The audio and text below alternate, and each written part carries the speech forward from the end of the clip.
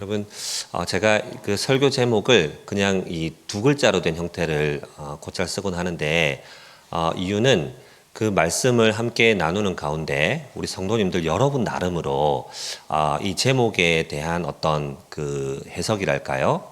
그걸 좀 달아보면 좋겠다라는 생각 때문입니다. 여러분, 신자의 신앙을 진단할 수 있는 잣대, 바로미터, 어떤 것이 있을까요? 예. 그러니까 제가 순종이라고 제목을 붙였습니다. 여럿을 꼽을 수 있겠지만 가장 정확한 것은 순종의 여부가 아닐까 싶습니다. 사실 이것은 하나님의 창조 역사에서부터 시작된 얘기인데요.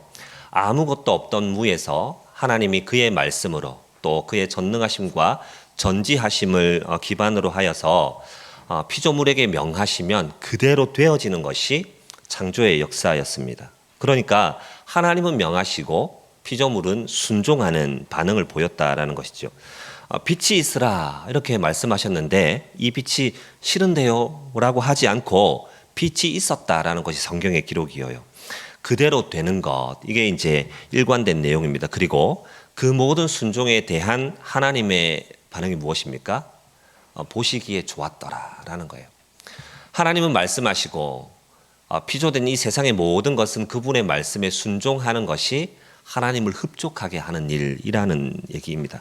그러나 사람은 인류의 최초 범죄가 그러했듯이 하나님으로부터 얻은 자유로운 의지를 불순종하는 데에 사용하며 살아갑니다. 순종을 쫓으며 살게 창조되었지만 불순종하는 것이 이상하지 않은 존재가 됐다는 얘기입니다.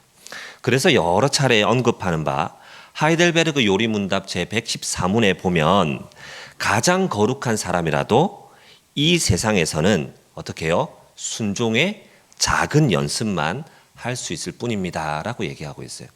우리의 한계를 딱 규정지어서 얘기하고 있다는 겁니다. 순종에 실패할 많은 여지가 있다는 것을 암시하는 한편 동시에 신자의 삶은 순종을 계속해서 연습해 나가는 삶이라는 것도 반증하고 있는 문구다 싶습니다. 잠깐 말씀을 함께 보면서 오늘도 순종을 연습하는 우리가 어떻게 하면 좀 더 나은 순종의 길로 나아갈 수 있을지를 한번 생각해 보면 좋겠습니다. 오늘 본문은 아브라함의 소명장 이렇게 붙여볼 수 있을 것 같아요. 또한 짧은 이 본문 안에서 신자에게 주시는 다양한 지침들도 발견할 수 있는 참 중요한 부분입니다.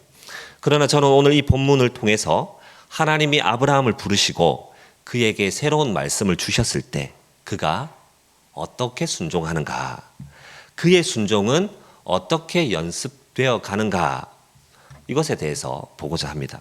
필요하다면 살짝 딴지도 조금 걸어볼 참입니다. 우리 사실 이 아브라함 얘기 들으면 주눅 들잖아요. 아들을 냅다 바치고 가라 하시면 순종하고 믿음의 조상 순종의 대가로 우리를 주눅들게 한단 말이죠. 그래서 살짝 딴지 걸어보면서 좀 괴롭혀 볼까 싶은 생각도 있습니다. 함께 보시겠습니다. 본문 11장 31절에는 아브라함의 아버지 데라가 아브라함과 그의 며느리 사레와 또 손자 롯을 데리고 갈대아인의 땅 우르를 떠났다 이렇게 얘기를 하고 있어요. 그리고 이어지는 12장 1절을 보면요, 하나님은 아브라함에게 너는 너의 고향과 친척과 아버지의 집을 떠나 내가 내게 보여줄 땅으로 가라 말씀하십니다. 좀 이상하죠? 하나님은 아브라함에게 분명히 친척과 아버지의 집을 떠나 보여줄 땅으로 가라 하셨어요. 그리고 이 말씀은 아브라함이 갈대아 우르에 있을 때 들었던 얘기라고 우리가 기억하고 있단 말입니다. 그러면 데라도 같은 명령을 들은 것입니까? 하지만 성경은 데라를 단 한 번도 하나님이 부르신 사람이나 또 긍정적 인물로 언급하지 않습니다. 그러면 왜 이 11장 31절은 마치 데라가 하나님의 명령에 순종하여 이동한 것처럼 얘기하고 있을까요? 사도행전 7장 2절로 4절에는 스데반의 설교 내용이 있습니다. 내용은 이러합니다. 우리 조상 아브라함이 하란에 있기 전 메소포타미아에 있을 때에 영광의 하나님이 그에게 보여 이르시되 내 고향과 친척을 떠나 내가 너에게 보일 땅으로 가라 하시니 아브라함이 갈대아 사람의 땅을 떠나 하란에 거하다가 그의 아버지가 죽음에 하나님이 그를 거기서 너희 지금 사는 이 땅으로 옮기셨느니라. 내용이 길었습니다만 대략 이 중요한 두 가지 사실이 이제 발견이 되죠. 아브라함이 갈대아 우르에 있을 때, 또 하란에 있을 때 두어 번에 걸쳐서 하나님의 그 음성을 들었다라는 것을 얘기하고 있습니다. 그리고 또 무엇입니까? 데라가 들은 말씀이 아니라, 데라에게 주신 명령이 아니라 분명하게 아브라함에게 주셨다라는 거죠. 자, 그런데 다시 보겠습니다. 이 딴지를 다시 걸어볼게요. 11장 31절은 마치 데라의 순종인 것처럼 그래도 보인단 말입니다. 그러면 왜 이와 같이 성경은 묘사하고 있을까요? 그것은 아주 중요한 순종의 한 원리 지침이다 생각을 하는데요. 하나님의 말씀은 아브라함에게 임한 것이지만 그 일은 다른 방법으로 시작될 수 있다는 것을 우리에게 알려주고 있습니다. 떠나라는 명령은 아브라함이 받았지만 그 명령의 순종으로 이끄시는 하나님의 역사는, 떠나는 일은 그의 아버지로부터 시작될 수 있다는 것이죠. 여러분, 이 고대 사회에서 터를 잡아 머물고 살던 곳을 떠나는 일은 쉬운 일이 아닙니다. 왜 그렇습니까? 이 당시의 이주는 생존을 건 일이기 때문에 그렇죠. 짐승이나 도적대로부터 보호할 힘이 절실합니다. 그런 가운데 이 시대가 가부장적 사회라는 것을, 족장 사회라는 것을 전제하고 보면 경제력, 군사력, 그러니까 이 무력으로부터 보호할 수 있는 힘은 가부장인 데라에게 있었을 가능성이 매우 높죠. 그렇기 때문에 아브라함의 단독 이주보다는 데라가 이 이주를 주도하는 것이 현실적이고 합리적인 일이라 할 수 있습니다. 하나님이 데라라는 이 가부장을 그분의 섭리의 수단으로 사용하셔서 그 이동을 시작하게 하신 것이죠. 아버지의 이동이, 아브라함의 부르심이 실행되도록 하는 하나님의 창의적인 섭리라는 것입니다. 사랑하는 여러분, 하나님의 이와 같은 일하심이 우리에게 얼마나 큰 위로가 되고 힘이 되는지 모릅니다. 때마다 뚜렷하게 주의 음성을 듣고 행할 때, 그럴 때는 사실상 우리에게 두려움이 없어요. 분명하니까요. 하나님이 보여주시고 들려주셨으니까 그러합니다. 그러나 말씀을 듣고 시작해야 하는 자리에 딱 섰는데 고려해야 할 여러 문제들이 눈에 딱 들어오면 어떻습니까? 그 한 발 내딛기가 좀처럼 쉽지 않습니다. 어떤 경우에는 어디서부터 또 어떻게 시작해야 할지조차 가늠할 수 없을 때도 있습니다. 그런데 보십시오. 떠나라 하심에 대한 순종의 여정에 이 가부장을 중심으로 한 일가족 모두를 움직여 가시니 아브라함의 순종은 어떤 거예요? 그의 능동적인, 그의 어떤 적극적인 용기에 의한 겁니까? 아니죠. 하나님이 이끌어 주시는 순종이지 않습니까? 하나님은 말씀만 던져놓고 따르라고 윽박지르면서 방치하는 분이 아니세요. 순종하라는 명령 앞에 주춤하는 우리에 앞서서 그 일을 시작하시는 분인 줄로 믿으시기 바랍니다. 하나님의 말씀에 귀를 기울이며 순종할 준비가 되면요, 우리 주변에서 일어나는 어떤 일도 우리는 예사로 받을 수가 없어요. 주변을 예의주시하면서 벌어지는 일들에 관심을 두게 되겠죠.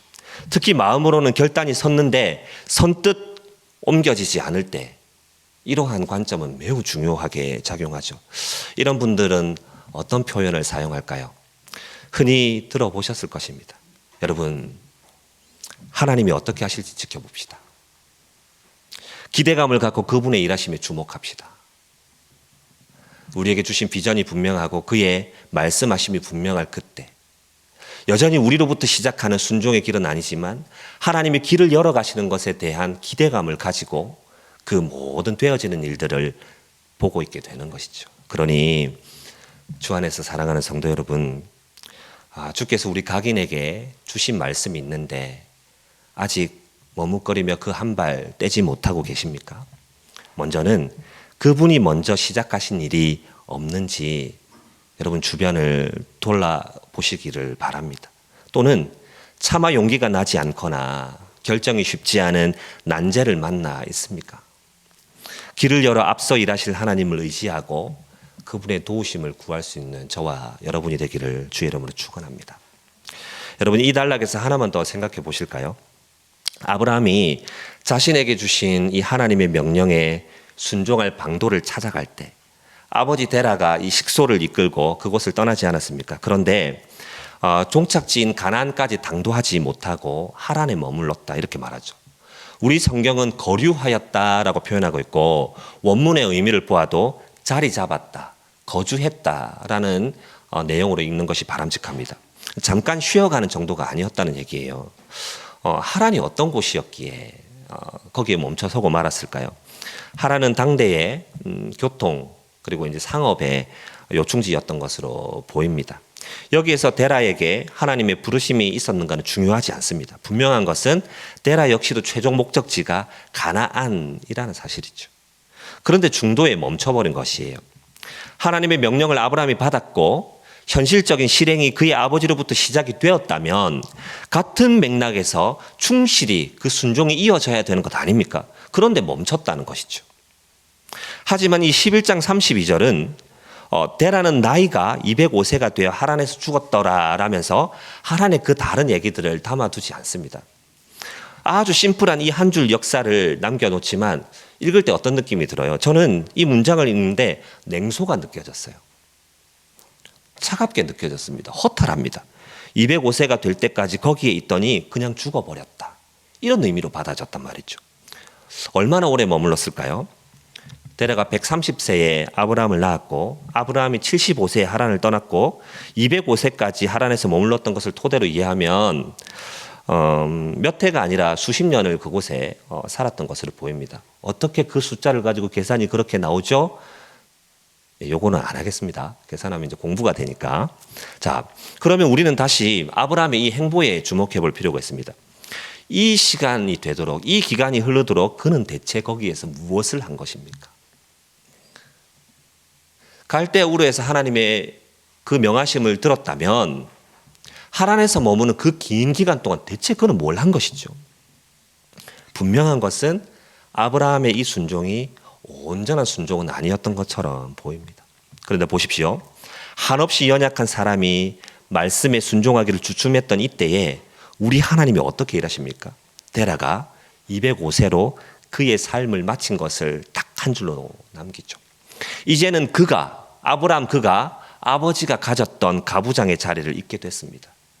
아브라함이 기대었던 아버지의 그 경제력과 안전을 자기가 이제 가질 수 있게 된 것이죠. 하지만 이것 때문만은 아니에요. 이 오랜 시간 하란에 머물면서 새롭게 다져놓았을 그의 안정과 이 평안, 이것을 떠날 수 있을 만큼 충분히 연습되어 있는 그의 순종이 보인다는 거죠. 4절 초반을 보시겠습니까? 이에 아브라함이 여호와의 말씀을 따라갔고, 이제 그를 움직이는 것은 안전에 도움이 되는 어떤 가부장적 능력이 아닙니다. 오롯이 하나님의 말씀을 따라 나설 그만큼에까지 성숙해진 신앙이라고 할 수 있는 것이죠. 여러분, 우리가 나중에 천국 가면 제가 꼭 물어보고 싶은 내용이긴 합니다만 그 하란에 있을 동안 아브라함은 도대체 무엇을 했을까요? 아마도 내가 들은 하나님의 음성이 맞는가? 이곳에서 이렇게 그냥 머물러 있어도 되는가? 내가 언제부터 다시 이 걸음을 걸어야 하는가? 아니, 되돌아가야 되는가? 여러 차례 그런 것들을 고민하고 있었을 것입니다. 우리의 표현으로 가져온다면 하나님의 그 말씀이 그런가 하여 상고하는 일련의 과정을 지냈던 것이지요. 사랑하는 여러분, 단번에 즉시로 순종하는 일 또는 끝까지 순종하는 일은 여간 어려운 일이 아닙니다. 정말 만만한 일이 아니죠. 순종에 애쓰는 우리의 삶에는 때마다 이쯤이면 되었다, 여기까지 왔으면 됐다 싶을 셀 수 없이 많은 하란이 놓여 있어요. 여러분이 멈춰서 있는 여러분의 하란은 무엇입니까? 나는 여전히 실패자라는 것을 직시하자는 게 아닙니다. 멈춰선 그곳에서 우리가 무엇을 해야 하는가를 되짚어 보자는 것이죠. 뭘 해야 할까요? 하나님이 주신 그 말씀을 곱씹어 보는 거예요. 묵상하는 것이죠. 우리의 믿음이 말씀을 들으면서 나듯이 그 말씀이 우리의 내면에 켜켜이 쌓이면 이것이 이내 단단한 믿음이 되어 순종으로 이끌어낼 줄로 믿고 그 말씀을 붙잡고 있는 거예요. 앤드류 머레이의 묵상에 관한 가르침을 다시 한번 떠올려 볼까요? 하나님의 말씀이 삶과 성품에 모든 영향에 미칠 때까지 그 말씀을 마음에 붙잡고 있는 것. 그 말씀이 우리의 삶과 우리의 태도와 우리의 모든 영역에 영향을 미칠 때까지 그 말씀을 마음 가운데 담아두고 고심하는 것.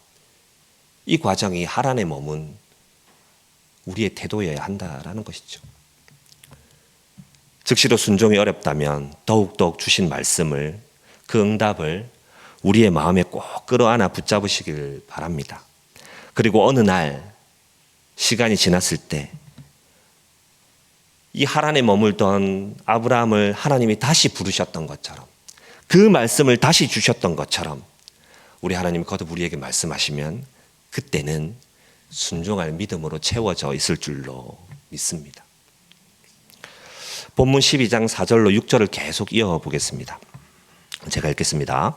이에 아브라함이 여호와의 말씀을 따라갔고 롯도 그와 함께 갔으며 아브라함이 하란을 떠날 때 75세였더라. 아브라함이 그의 아내 사레와 조카 롯과 하란에서 모은 모든 소유와 얻은 사람들을 이끌고 가나안 땅으로 가려고 떠나서 마침내 가나안 땅에 들어갔더라. 아브라함이 그 땅을 지나 세겜 땅 모래 상수리 나무에 이르니 그때에 가나안 사람이 그 땅에 거주하였더라. 아멘. 아브라함은 75세에 하나님의 말씀을 따라 하란을 떠나죠. 그리고 마침내 가나안 땅에 들어갔습니다. 세겜 땅의 모래 상수리 나무에 이르렀다. 성경이 이렇게 말해줘요. 그런데 본문을 그때 가나안 사람이 그 땅에 거주하였더라 라고 말해요. 약속하신 이 땅은 이미 다른 주인이 있다는 얘기예요. 마치 하나님이 이중계약을 한 것처럼 보입니다. 여러 사람에게 백지수표 날리던 날려서 먼저 온 사람이 임자, 이런 느낌이 강하게 드는 것이죠. 익히 아시듯 아브라함은 목적지가 어딘지, 또 그곳 상황은 어떤지, 떠나라 하시는 하나님의 명령이 과연 정당한 것인지 검토하고 간 것이 아니에요. 보여줄 땅으로 가라 하셔서 그 말씀을 따라 나섰습니다. 그런데 웬걸요? 이미 주인이 있어요. 하나님 이거 제대로 된 건 맞습니까? 하나님 명령에 순종하라 해서 여기까지 달려왔는데, 이 긴 세월을 보냈는데, 그렇게 많은 리스크를 안고 많은 출혈을 안고 여기까지 왔는데 이거 제대로 된 건 맞습니까?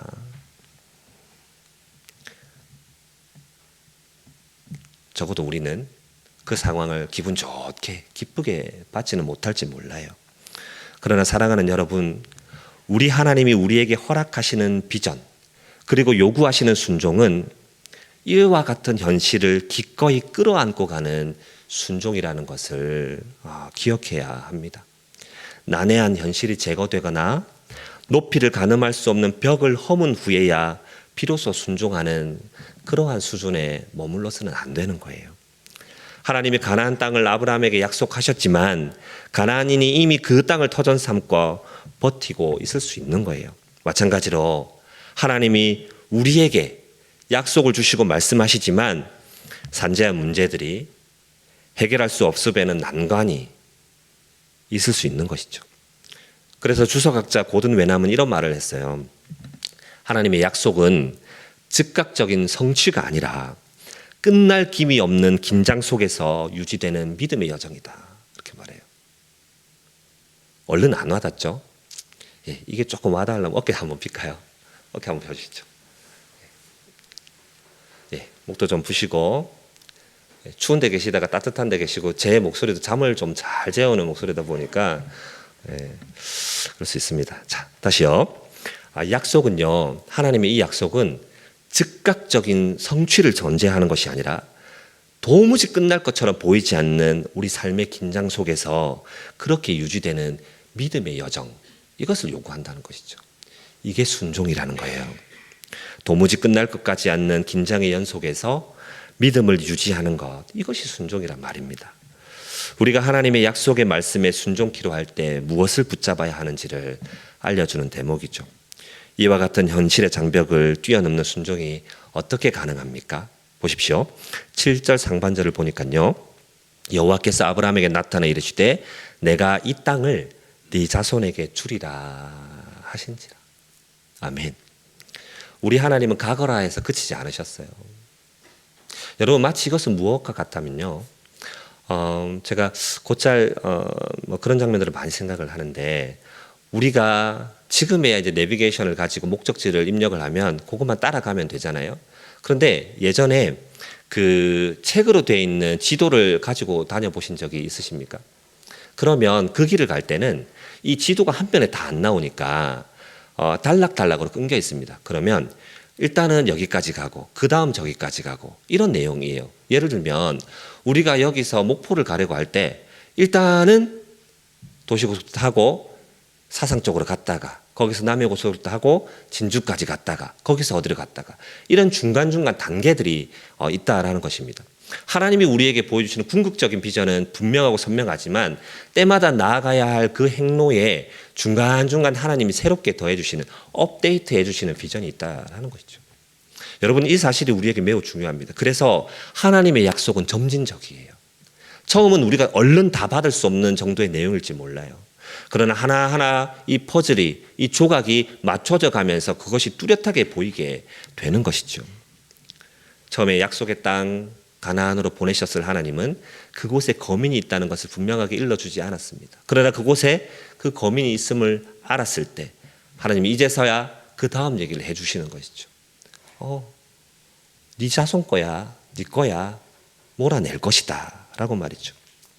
그러므로 사랑하는 성도 여러분, 우리가 하나님의 말씀에 순종함에 있어서 모든 일에 너무 일희일비하지 않는 저와 여러분이 되기를 바랍니다.